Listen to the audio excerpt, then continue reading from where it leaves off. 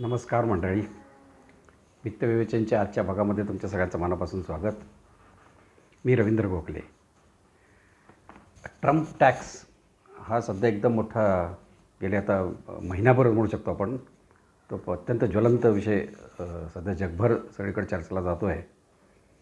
तो काय हा ट्रम्प टॅक्स भाव, आणि तो ॲक्च्युली इम्प्लिमेंट झाला आता ह्या आठवड्यापासून, म्हणजे रादर आजपासूनच म्हणू शकतो आपण. म्हणजे आज आहे 3 एप्रिल, तर 3 एप्रिलपासून हा टॅक्स लागू झाला आहे. हा काय आहे ट्रम्प टॅक्स, पहिल्यांदा ते आपण समजून घेऊया, म्हणजे त्याचे परिणाम आपल्याला लवकर कळतील.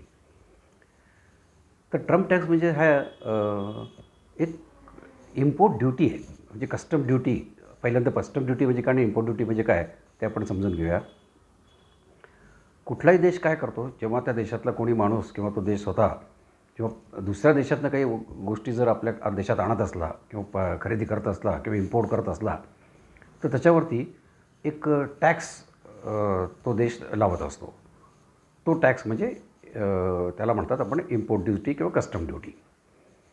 तर ही इम्पोर्ट ड्युटी प्रत्येक देश हे सगळे देशच लावतात बरं का. म्हणजे हे अमेरिकाच लावतो आहे असं काय भाग नाही, आपणसुद्धा लावतो. आणि जगातले प्रत्येक देश ही ती अशी इम्पोर्ट ड्युटी अशा ह्या प्रॉडक्टवरती, जो कोणी बाहेरून काही गोष्टी आणत असला तर त्याला ती लावली जाते. तर इम्पोर्ट ड्युटी का लावली जाते, तर त्याला अनेक कारणं आहेत, पण त्यातलं महत्त्वाची 1-2 कारणं आपण पहिल्यांदा बघूया.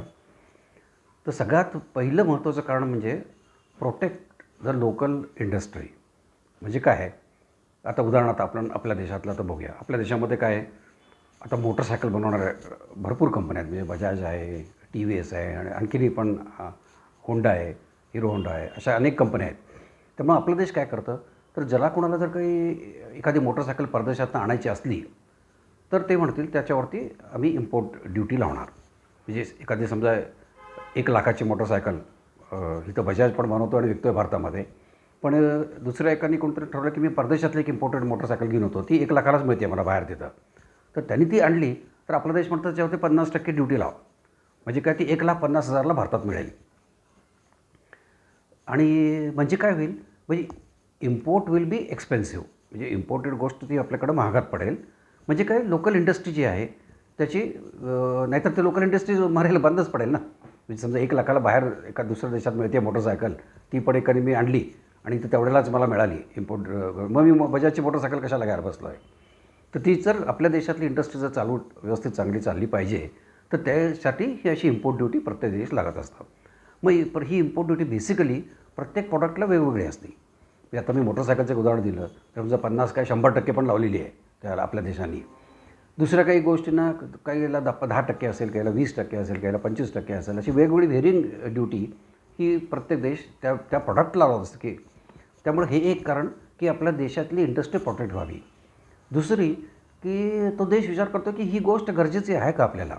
म्हणजे एक्झाम्पल, आता समजा सिगरेट, आता सिगरेट, तंबाखू अशा जे काही पदार्थ बाहेर अगदी स्वस्तात मिळतात अशा गोष्टी, तर आपला देश म्हणेल की हे नकोच आहे ना आम्हाला ह्या गोष्टी आमच्या देशासाठी, तेव्हा त्याला ड्युटी 100%.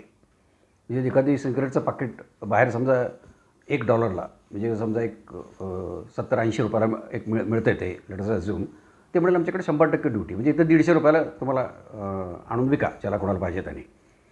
सो इट इज, म्हणजे ज्या गोष्टी not required by the country अशा आहेत, थोडे इंडस्ट्री प्रोटेक्शन आणि नॉट रिक्वायर्ड, अशा अनेक काही गोष्टी आहेत, त्यांनी अशी ती इम्पोर्ट ड्युटी ती लावली जाते. मग आता अमेरिकेत काय प्रकार होता, तर अमेरिकेमध्ये वर्षानुवर्ष त्या तिथल्या वेगवेगळ्या सरकारांनी असं ठरवलं की आपल्या देशातल्या लोकांना ते प्रत्येक चांगली गोष्ट कमीत कमी किमतीत मिळाली पाहिजे, म्हणजे स्वस्त आणि मस्त. ही त्यांची आत्तापर्यंत सगळ्या सरकारांची ती पॉलिसी होती.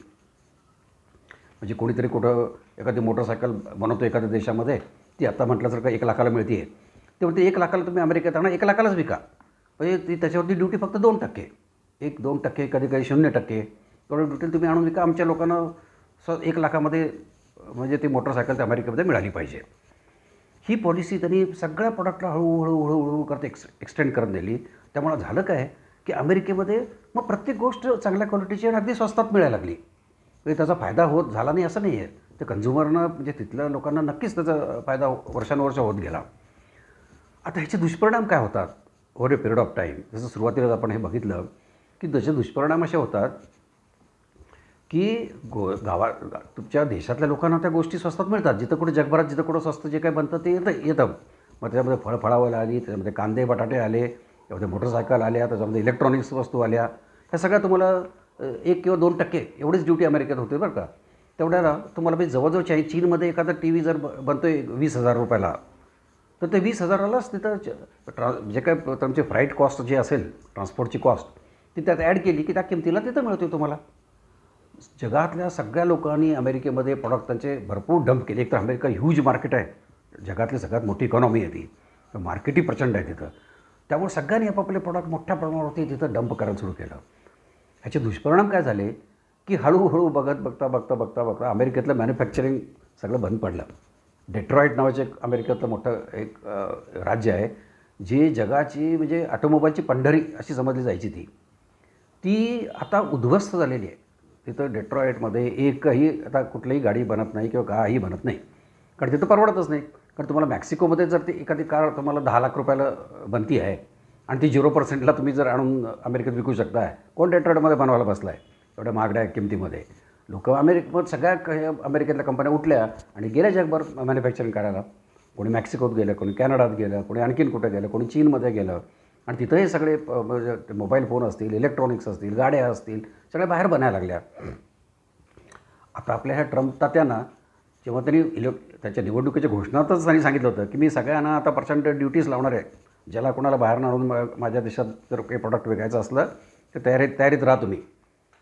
तर मी त्याला तुम्हाला 25% ड्युटी लावेन, 30% ड्युटी लावेन, अशी त्यांनी सगळी मोठी मोठी भाषणं केली होती. सगळ्यांना आधी वाटलं, सगळ्यांनी लाईटलीच घेतलं, ते काय असं काय खरं होतं काय कधी. पण मंडळी, त्यांनी मात्र ह्या कृपयाला अगदी ते ताणूनच धरलं आणि राज्यावर आल्या त्यांनी पहिल्यांदा राज्याभिषेक झाल्या पहिलं त्याचं अनाऊन्समेंट झाली की 1 एप्रिलपासून पहिल्यांदा फटका बसला मॅक्सिको आणखीन कॅनडाला. त्यांच्याशी काय त्याचा राग होता, त्याला वेगळे पॉलिटिकल कारणं असतील त्याला. पण त्यांनी पहिल्यांदा सांगितलं की 25% ड्युटी, जो कोणी काही कॅनडातनं काही गोष्ट आणेल त्याला सरळ आजपासून 25% ड्युटी लावली. मॅक्सिकोमधनं 25% ॲडिशनल आणखीन काही त्यांना पेनल्टीसारखे अशा ड्युटी लावल्या. आणि आता शेवटी ह्या 1 एप्रिलपासून त्यांनी जगातल्या सगळ्या जवळजवळ 100% देशांना त्यांनी सरसकट जाऊन टाकलं. सगळ्यांना 25 ते 50% अशा इम्पोर्ट ड्युटी त्यांनी लावून टाकल्या. म्हणजे आपल्या देशाला उदाहरणार्थ आपल्या देशाला सांगितलं की भारतातनं तिथं जी काही गोष्ट जाईल त्याला 26% इम्पोर्ट ड्युटी पडेल. आपण बरं म्हणायची परिस्थिती आपली, कारण चीनमध्ये समजा ती आहे 35% 36% ड्युटी, आणखीन कोणाला आणखीन 30-40%. चीनला अजून त्याच्यावरती त्यांनी पेनल्टीची ड्युटी म्हणून एक वेगळी लावलेलीच आहे बरं का ती. त्यामुळे चीनचे प्रोडक्ट कदाचित 50% एक्स्ट्रा किमतीला आता तिथं मिळायला लागतील. तर जग सगळं आता हादरूनच गेलं. आता एक्झाम्पल म्हणजे आपलं उदाहरण जर घेतलं तर आपल्याकडचे ज्या एखादं गोष्ट होती, एखादं आपलं कापड म्हणा, आपल्याकडचे कपडे जर गारमेंट एक्सपोर्ट व्हायचं, त्या गारमेंटला 2% ड्युटी होती आत्तापर्यंत. म्हणजे आपल्या इथं ₹100 एखादं बनलं, $1 म्हणजे ₹80 समजा एखादी गोष्ट बनली तर 2%ला ₹82 तुम्ही तिथं ती विकता आली असती. ती आता सरळ 26% झालेली आहे स्ट्रेटवे. म्हणजे त्याच्यावरती ₹26 त्याच्यावरती म्हणजे रुपयाच्याच भाषेत आपण सोपायला कळायला सोपं जावं म्हणून सांगतो आहे की एखाद्या ₹100 इथं जी गोष्ट बनायची, जी 102ला तिथं मिळायची, ती आता सरळ ₹126ला तिथं मिळायला लागेल. त्यामुळे आपल्या एक्सपोर्टरना एक तर फटका बसण्याची तर भीती जोरदार निर्माण झाली आहे की एवढं किमतीला आता अमेरिकेत कोण घेणार. त्यामुळे त्याचा पहिला फटका काय बसेल तर अमेरिकेमध्ये इमिजिएट इफेक्ट म्हणजे काय त्याचा की अमेरिकेमध्ये प्रचंड मोठ्या प्रमाणावरती महागाई वाढणार आहे. त्याच्याबद्दल काहीही डाऊट कुठल्याही एक्सपर्टला नाही आहे. कारण अशी आत्ताच हे बघितलं तसं ₹100चं प्रॉडक्ट तुम्हाला 120, 126, 150 अशा रुपयाला जर मिळायला लागलं, महागाई तर वाढणारच आहे तिथली. पण आता ते ट्रम्प त्यांना माहिती नाही का, तर त्यांना माहिती आहे. त्यांचं म्हणणं की महागाई वाढेल, हे महागाई हळूहळू वाढेल, त्या महागाईची लोकांना सवय होईल आणि इव्हेंच्युअली त्यांना असं वाटतं की मग जो कोणी इथं 100, 110, 115 जर इथं जर तो शर्ट बनतो आहे किंवा ते काय कापड बनतं आहे, इथं बनवा ना तुम्ही अमेरिकेमध्ये, असं त्याचं म्हणणं आहे. त्यांचं म्हणणं की इथं 100, 110, 120 बनवा म्हणजे तुम्ही कॉम्पिटिटिव्ह व्हाल. 100 नाही तर नको आहे तुम्हाला तर 125, 130 आणा, भारतातनं आणा, बांगलादेशमधनं आणा, व्हिएटनाममधनं आणा आणि कुठं पाहिजे तर आणा, पण त्याला मग 130, 135 द्यायची तयारी ठेवा, नाहीतर इथं बनवा. आता इथं बनवणं म्हणजे अमेरिकेत बनवणं हे काही एका रातोरात होण्याची काही गोष्ट नाही ना, कारण फॅक्टरी सगळ्या पडल्यात बंद कित्येक वर्षापासून. त्या लगेच रिस्टार्ट करावं लागतील, त्याच्यात बनवावं लागेल. त्यामुळे हे सगळं टाईम टेकिंग आहे. त्या मेन टाईममध्ये पहिला एक तर अमेरिकेमध्ये महागाई वाढणार आहे, हा एक पहिला इफेक्ट झाला. दुसरा ग्लोबल रिटॅलिएशन म्हणजे काय, जगभर ह्याच्या संतापाची लाटच उलटली ना. आता म्हणजे आता व्हिएटनामसारखा एक उदाहरणार्थ देश घ्या. व्हिएटनामची 25% प्रोडक्ट जे तिथं जे बनतात व्हिएटनाममध्ये ते आता अमेरिकेला एक्सपोर्ट होत आहेत आजपर्यंत. 25% म्हणजे त्या देशाची इकॉनॉमी बघा किती अवलंबून आहे त्याच्यावरती. मग त्याला जर असा फटका बसला, काही हे झालं तर तो देशच कोलॅप्स होईल. चायनासारखा ज्याला जवळजवळ 50% ड्युटी लागलेली आहे, तर ते त्याची इकॉनॉमी त्याचे प्रॉडक्ट इमिजिएटली तिथे इतके महागडे होतील की त्यांची एकदम डिमांडच कमी होऊ शकते. त्याचे जे अनवॉन्टेड गोष्टी आहेत, ज्या वॉन्टेड आणि नेसेसरी गोष्टी आहेत त्या तर अमेरिकन लोक घेतच राहतील, पण ज्या फॅन्सी गोष्टी आहेत हाऊस म्हणून घेत होते त्या सगळ्या एकदमच बंद होतील. ऑटोमोबाईल, कार ह्या सगळ्याचं सेल इमिजिएटली कमी होऊ शकतो, कारण त्याची कॉस्ट स्टेटवाईज जर 20% 25% वाढली तर त्याच्यावरती इमिजिएटली परिणाम होणार आहे. आता ह्याला अमेरिकेला हे देण्यासाठी, शह देण्यासाठी आता जगातले सगळे लोक, आता सगळे देश रागाने काय करत आहेत, ते उलटं त्यांच्यावरती अमेरिकन प्रॉडक्टवरती ड्युटी लावायला लागलेत. म्हणजे जसं युरोपियन युनियन असेल, कॅनडा असेल, आज चायनाने पण सांगितलं की आम्ही अमेरिकन जे काही प्रॉडक्ट चायनामध्ये जर कोणी आणून विकणार असतात तर त्याला सेम आम्ही 25% ड्युटी लावून टाकू.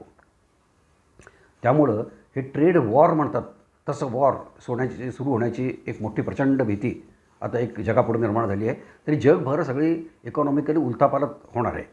जगभर महागाई वाढेलच, जगभरात एकमेकांच्याबद्दल अशा ट्रेड वॉर सुरू होतील. आणखीन ओव्हरऑल काय होईल स्टॉक मार्केटचं, इंडस्ट्रीचं काय आहे हे अक्षरशः म्हणजे आज ते प्रेडिक्ट करणं पण इम्पॉसिबल आहे, अशी एवढी परिस्थिती आहे. मग ह्याच्यात आपण कुठं आहे, आपला देश कुठं आहे, आणखीन काय आहे. तर आत्ता तरी फॉर्च्युनेटली असं दिसतं की जरी यस ट्रम्प मोदी माय बेस्ट फ्रेंड वगैरे वगैरे सगळं ते साहेब सांगत होते, पण प्रत्यक्षात ड्युटी लावताना त्यांनी तो पूर्णपणे बिझनेस बघितलेला आहे.